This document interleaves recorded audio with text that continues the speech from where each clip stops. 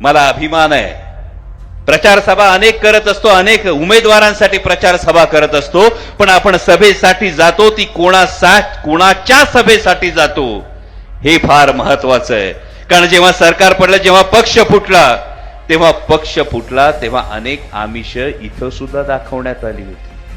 महाविकास आघाडीमध्ये असलेली मंत्रिपदाची खुर्ची इथे सुद्धा दाखवण्यात आली होती. आणि ही सगळी आमिष असताना सुद्धा निष्ठा, स्वाभिमान आणि तत्व काय असतं ते महाराष्ट्रात उजळ माथ्यानं कोणी दाखवून दिलं असेल तर बाळासाहेब पाटलांनी दाखवून दिलं.